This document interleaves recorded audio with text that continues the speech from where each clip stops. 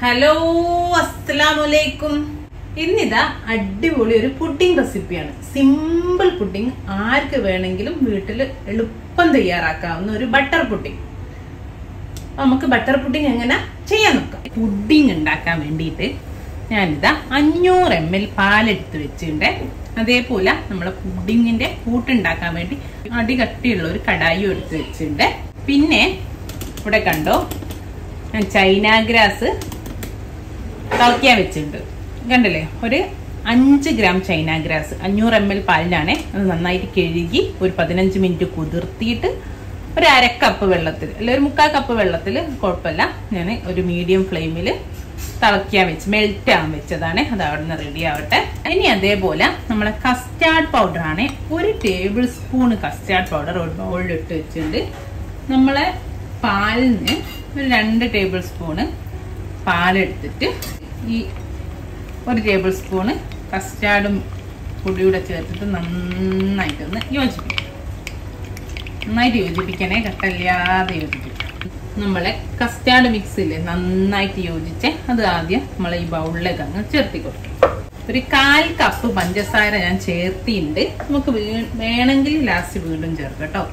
എന്നിട്ടിത് കസ്റ്റാർഡ് മിക്സില്ലേ അതും പഞ്ചസാരയും കുറേശ്ശെ പാല് ഒഴിച്ചിട്ട് നന്നായിട്ടൊന്ന് യോജിപ്പിച്ചെടുക്കാം. ഫ്ലെയിം ഒന്നും ഓൺ ചെയ്തിട്ടില്ല കേട്ടോ, അല്ലാതെ തന്നെ നമുക്ക് കുറേശ്ശെ പാലും പഞ്ചസാരയും കസ്റ്റാർഡോടൊന്ന് യോജിപ്പിച്ചെടുക്കെ. നമ്മളെ പാലൊക്കെ ഫുൾ ഒഴിച്ച് മിക്സ് ആക്കി വെച്ചിട്ടുണ്ട്. അതിലേക്ക് ഇതാ ഒരു 100 ml കണ്ടൻസ്ഡ് മിൽക്കാണ്, നമ്മളെ മിൽക്ക് മെയ്ഡ്. വലിയ ടിന്ന് 400 ml ആണ്, അതിൻ്റെ 1/4 കപ്പ്. ആ രീതിയിൽ ഞാൻ 100 ml ഒരു കപ്പാണ് ചേർത്ത് കൊടുത്തത്. അതും ഇതിനോട് നന്നായിട്ട് അങ്ങ് യോജിപ്പിച്ചു കൊടുക്കാം. ഇനി നമുക്ക് ഫ്ലെയിം ഓൺ ചെയ്ത് കൊടുക്കാം. ഇനി പാലും ഇതെല്ലാം കൂടി ഒന്ന് നന്നായിട്ട് ചൂടായി വരട്ടെ. നമ്മളെ കസ്റ്റാർഡ് പൗഡറൊക്കെ നന്നായിട്ട് വേവണം, അല്ലെങ്കിൽ ഒരു ചുവ ഉണ്ടാവും കസ്റ്റാർഡ് പൗഡറിന്. നമ്മൾ കോൺഫ്ലോർ ഒക്കെ ചെയ്യുന്ന പോലെ തന്നെ നന്നായിട്ട് വേവിച്ചെടുക്കണേ. ഒന്ന് ചൂടായി വരട്ടെ. അതുവരെ നല്ല ഫ്ലെയിമിലിടുന്നതിന് കുഴപ്പമില്ലേ. നല്ലോണം ചൂടായി കഴിഞ്ഞാൽ നമുക്ക് ഫ്ലെയിം കുറച്ചെടുക്കാം. നമ്മളെ കസ്റ്റാർഡ് മിക്സ്ചറിൽ നന്നായിട്ട് ചൂടായി വന്നിട്ടുണ്ട്. ഇനി ഞാൻ എന്താ ഒരു 50 ഗ്രാം ബട്ടറാണ് ചേർത്തി കൊടുക്കുന്നത്. ബട്ടർ പുഡിംഗ് ആണല്ലോ. ബട്ടർ നന്നായിട്ട് ഇനി ഓയിൽ നിന്ന് ചൂടിൽ അങ്ങ് മെൽറ്റ് ആവുക.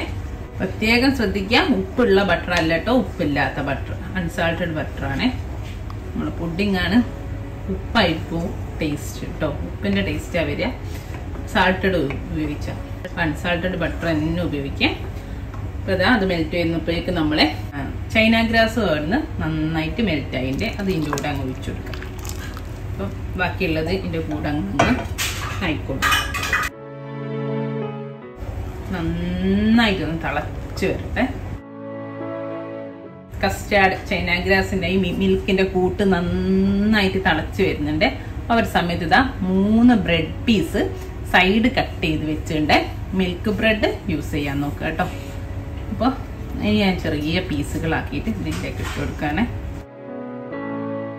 ഇതിവിടെ ചേർത്തിട്ട് നന്നായിട്ടൊന്നും കൂടെ തിളക്കിയിട്ട് കേട്ടോ. തിളച്ചിട്ടൊന്ന് കുറുകി വരട്ടെ. നന്നായി തിളച്ചിങ്ങനെ കുറുകുന്നുണ്ട്. ഒരു 5 മിനിറ്റോളം നമുക്കിങ്ങനെ തിളച്ച് കുറുക്കിയെടുക്കാം.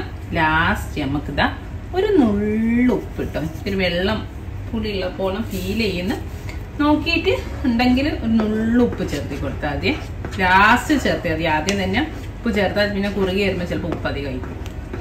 കുറുകിയൊക്കെ വന്നിട്ട് ടേസ്റ്റ് നോക്കിയിട്ട് മധുരം വേണമെങ്കിൽ വെള്ളം പുളി ഉണ്ടെങ്കിൽ ഒരു തുള്ളി ഉപ്പ് ചേർത്തി കൊടുക്കുക. അൺസാൾട്ടഡ് ബട്ടറൊക്കെ ആണ് ചേർത്തി, നമ്മൾ പായസത്തിലൊക്കെ ചേർക്കും പോലെ ഒരു നുള്ളു ഉപ്പ് ചേർത്തി കൊടുക്കുക.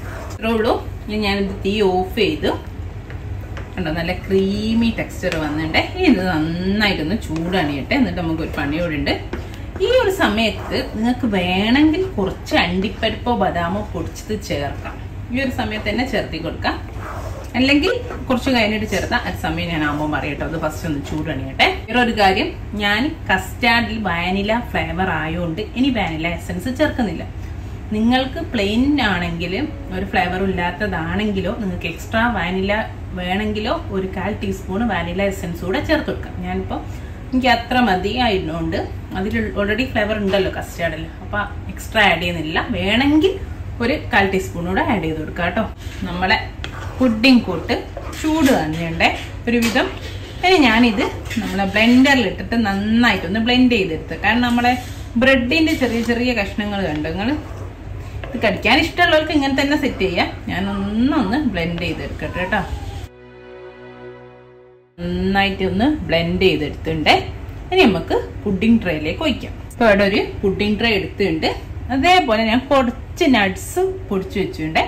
പിസ്ത, അണ്ടിപ്പരിപ്പോ ബദാമോ ഏതാ, ഞാനിപ്പോ ബദാമും പിസ്ത എല്ലാം കൂടി ഒന്ന് മിക്സ് ചെയ്ത് പൊടിച്ചു വെച്ചാണേ. അപ്പൊ ഇതിപ്പം നിങ്ങൾക്ക് വേണമെങ്കിൽ ആദ്യം ട്രേയിൽ ഇടാം, അല്ലെ അടിച്ചു കഴിഞ്ഞതിന് ശേഷം കുറച്ച് ഇതിൽ മിക്സ് ചെയ്യുക. അപ്പൊ ഇടയ്ക്ക് ഒരു കടിക്കുണ്ടാവും. ഞാനിപ്പോ മേലെ ഇടുന്നത്. അപ്പൊ ഞാൻ മേലെ ഇടുന്നോണ്ട് തന്നെ ആദ്യം നമുക്കിത് ഒഴിക്കാം. നമ്മളെ പുഡിങ്ങിന്റെ കൂട്ടി ഈ ഒരു സമയത്ത് വേണേ നിങ്ങൾക്ക് നട്ട്സ് ഇട്ട് കൊടുക്കാം കേട്ടോ. അപ്പൊ നല്ലൊരു കടിക്കാനുണ്ടാവും. ഇനിയിപ്പോ ഇതൊന്ന് സെറ്റായി വരട്ടെ. ഒന്നൊന്ന് സെറ്റായി കഴിഞ്ഞാൽ നമുക്ക് മേലെ നട്ട്സ് ഇട്ട് കൊടുക്കാം.